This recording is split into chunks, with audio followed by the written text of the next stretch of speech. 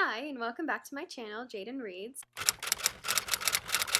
You guys will never be able to guess it, but today is my 24th birthday. I don't even think, that smells horrible. I don't even think I got that where you could see it. So we're trying again. I'm gonna make sure you can see the little poppers. Ready? Oop.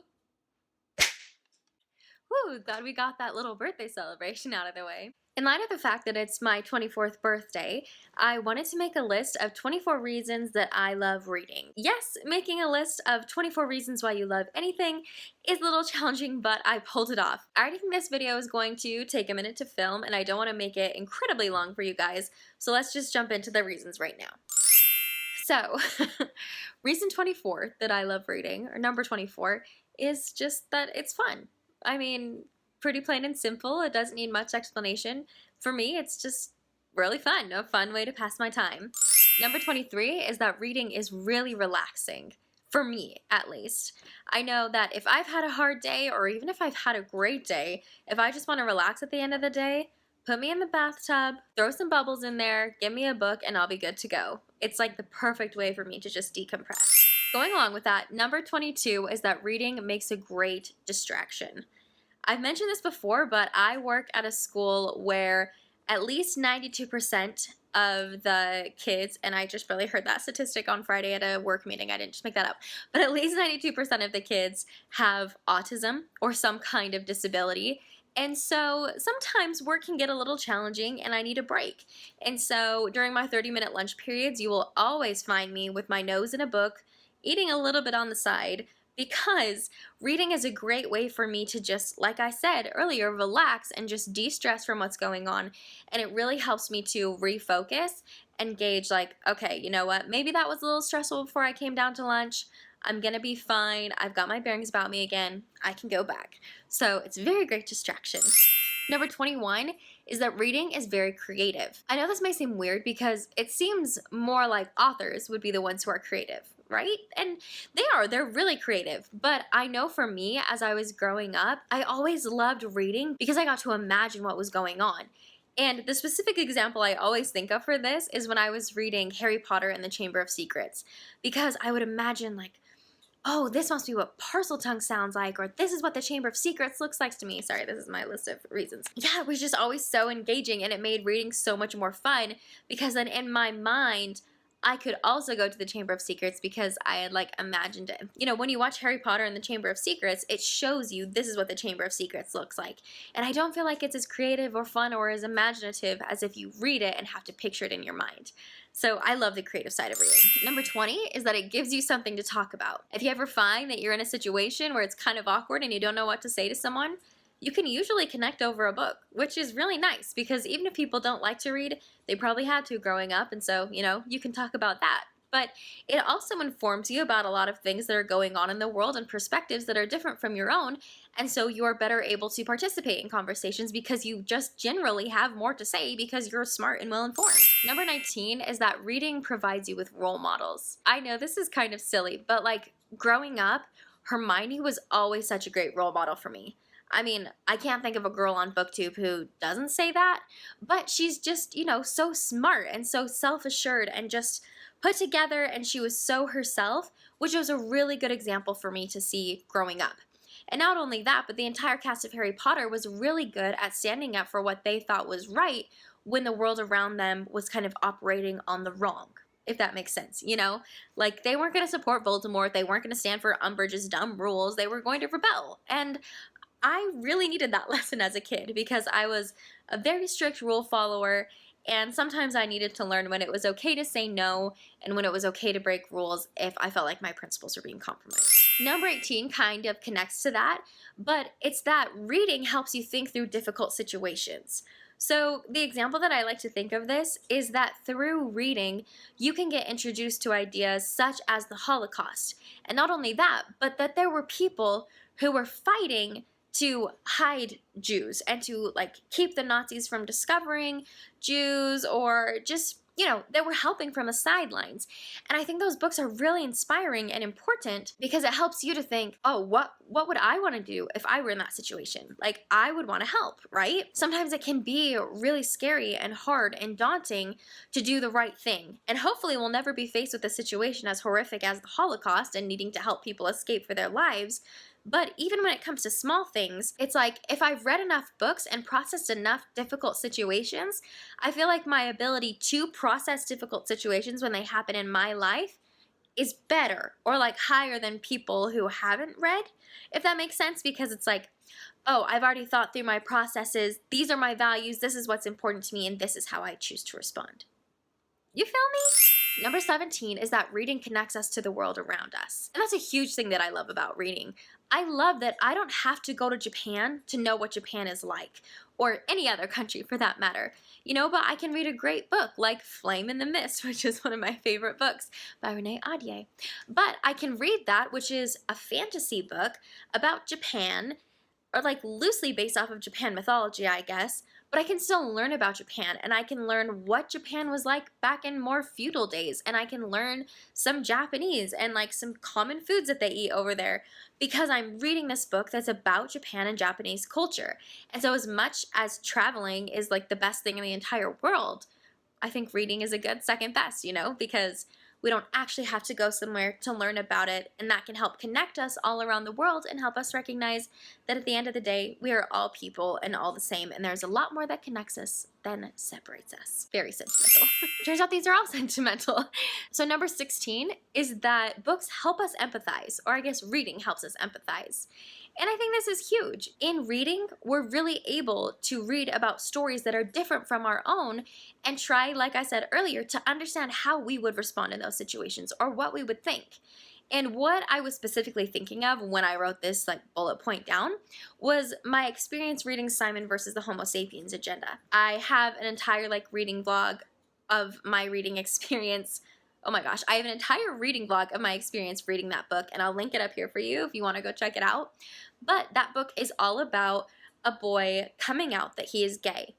And that's an experience that I will never have. And even though I've never had that experience and I never will have that experience, I have friends who have had that experience. And I'm also a socially competent person, and so I understood that that could be really scary and intimidating to try to do. But reading that book was so valuable for me. Oh my gosh, there's like there's a football game going on around my house. Of course, it starts like exactly as I try to start filming. I live next to a university, that's why. But I think they were just letting off cannons or something. That was terrifying. I think we're okay though. We're good. We're safe in the house. Anywho, what was I talking about? Oh yeah, reading Simon versus the Homo sapiens agenda. It was like, yes, I already knew that that was going to be a stressful thing, but I was able to read as though I were Simon, and like reading some of his thoughts and, oh, this is scary, or I need to process this, you know, a bunch of different things where it's like, because I'll never have that experience, I don't know exactly what needs to be processed through or what might be more scary than not, and all of those things. And so it was really great for me to get a perspective that I would never normally get to have. I think that was number 15, and if I said that right, it was supposed to be connects us with people. And yeah, it connected me to the LGBTQ plus community, if that's what I was actually getting at. So if I'm doing this right, number 14 is that it can provide us with different perspectives. Pretty similar to what I just barely said, that it connects us with people, but I think this is also crucial. And I had a really big moment this summer when I read The Alice Network that like really demonstrated this for me.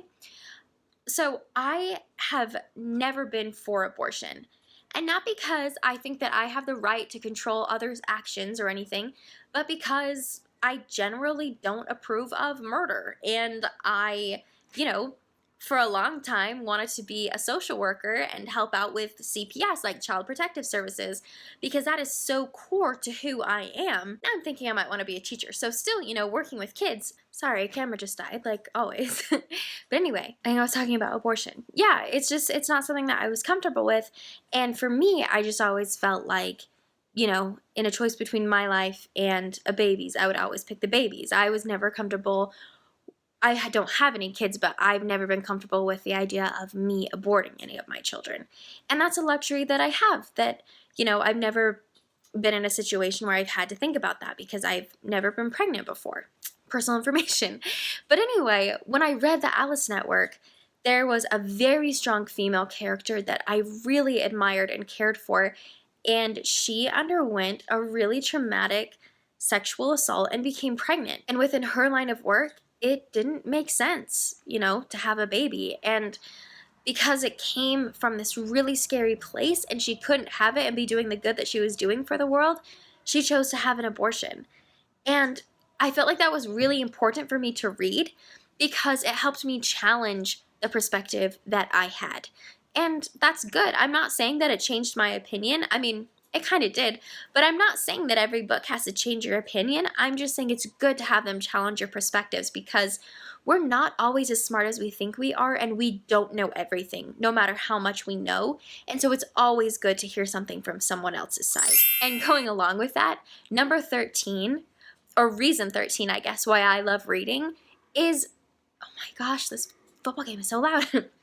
Reason 13 why I love reading is because of the opportunity for people to use their own voices. The whole own voices movement of, if I'm a woman, I'm going to tell my perspective of being a woman. If I am African American, I get to use my own voice to express that. Or if I am, bisexual, I get to use my own voice to express that. All of those things, I think that's amazing because once again, I want to be learning about the perspectives of others, but I want to feel like it's coming from the source and I want to hear it from them. So I love reading own voices. I think that's incredible. Reason number 12 that I love reading is kind of like another dumb one, but it's long-lasting entertainment. I mean, you can turn on a movie and a long movie is like 3 hours and you usually feel exhausted after and you want nothing else to do with it. But you find a book that's like 400 pages and that's going to take you several hours to read. And, it may be one of a series, and so, say it's the lovely Harry Potter books. Those books get pretty lengthy, like up into the 700 pages, and there's 7 books. So that's a lot of reading and a lot of hours that you get to spend in kind of an intimate setting with the characters and really get to know them and really be entertained by them and grow with them. And so I do think it's a superior form of entertainment, even to TV.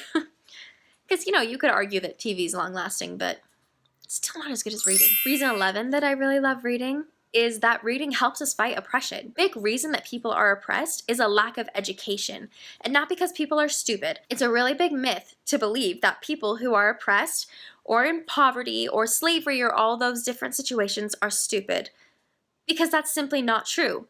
But they're most likely uneducated, because they've been oppressed and they've had, opportunities withheld from them, opportunities that I gratefully have had.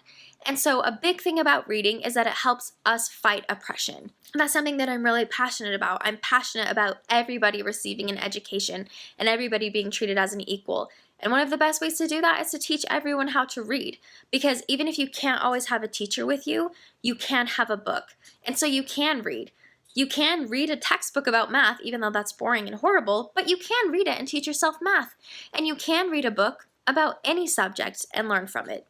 So reading has a lot of power.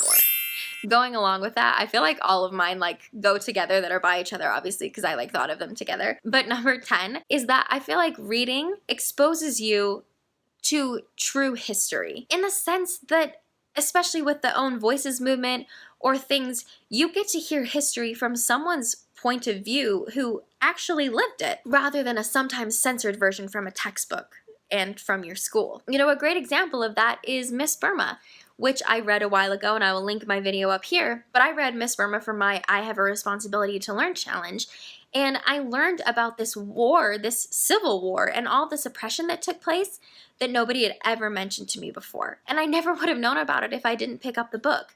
And so I feel like books are really powerful, once again, in the way that they can teach us true history, and probably history that people don't know about or don't want us to know about. Reason number 9 is that reading can keep you up at night. And that's not always good, right? Because we need our sleep. But what I mean is when you read a book that just completely shifts your view on things. I remember, this isn't a book, but the first time that I saw The Great Gatsby, and then immediately read it afterwards, I remember thinking, like, I remember staying up all night and just sitting there thinking about, was Gatsby a good guy or not? Like, do I like Daisy or not? Just all of these questions that I couldn't get out of my mind. And I just feel like reading really has the power to do that to us, that it can strike us at the most, random times.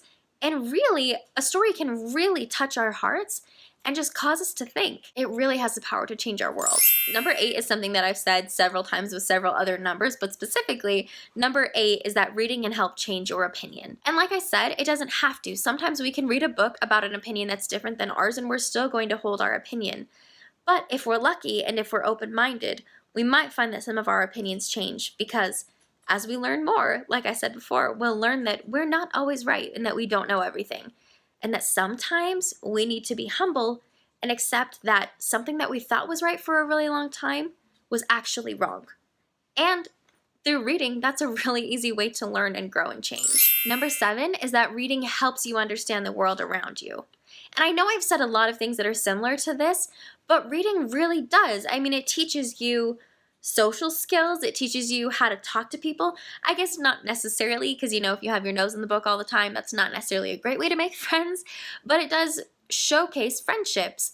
And like I talked about before, it can introduce you to different parts of the world. It can teach you true history. It can do all of these things that can really shape and change your worldview. Not only that, but number 6 is that reading can show you worlds you would never be introduced to. Just like Hogwarts, it's set in our world, but the world of Jane Eyre, or right now the book that I'm reading, The Beautiful, the world of vampires in New Orleans. It can help open our minds to these new worlds that we may love and want to be a part of, but we can never experience any other way. Number 5 is that it's simply a privilege to be able to read. Several hundred years ago, as a woman, I wouldn't be able to read. Or as a Christian, the officiators of my religion would be able to read, but they would read the Bible to an entire congregation, and that would leave the congregation at this preacher's mercy. It would leave them sitting there thinking, these people are saying this is the word of God, but maybe it's not something I want to do, or maybe it's something I have a question about, or I'm unsure, but because I can't read, I have to take their word for it, because there's no way I can ever read the Bible and find out what the word of God is for myself. And not to make that religious, but I just think that it's a really good example that it is a complete privilege to be able to read, not only simply to understand and garner information, but to be educated to the point where reading can be used as entertainment and can be used as a relaxing strategy. That is such a privilege. It is not a given, and it's something that I feel like everyone deserves. And it's something that I'm really grateful that I have. Number 4 is that reading makes you more intelligent. It just does. Like I've said, it teaches you about the world around you, teaches you how to be a better person, and it increases that vocabulary, which can get you good old scores on the GRE or the ACT or whatever test you're taking. Number 3 is that you can find some of your best friends in the pages of books. Like I already said, Hermione, she feels like a best friend to me, somebody that I've always known and that cares about me and I care about her. And she's not real. So, it may sound silly, it may sound dumb, but I feel like through reading, we are truly able to form friendships with people who can inspire us even if they're not really there. Same with little Hedwig. The second reason that I love reading is that I can provide an escape. And this is something that I've used often in my life when I've come upon hard times. We all have things that are really difficult for us. We all go through times that aren't that fun and that leave us questioning what's going on and why we have to go through these things. And I think that reading can provide a really great escape and something that can get our mind off of the hard and scary things that are going on in our life. And that's something that I've really taken advantage of and been extremely grateful for numerous times in my life. And I'm sure that I will continue to do the exact same thing. And the number one reason that I love reading is that books have always been there for me. When your friends fail you, when your family fails you, when you feel like you've failed you, books are always there. And those characters are always constant. You can always turn to them. You can always turn to these pages and find consistent words that will make you feel better and mend your heart. And I know that's really sappy, but that's what books have been able to do for me. They provide a lot of comfort when I'm feeling anxious or sad or lonely. And so I'm always going to love them right back. Anyway, that's 24 reasons that I really love reading. I would love to hear some of your reasons that you love reading, so please leave those down in the comments below. And I'm so grateful to be 24 and to have had 24 years of reading under my belt. Here's to many more. Thanks for watching, guys. Bye.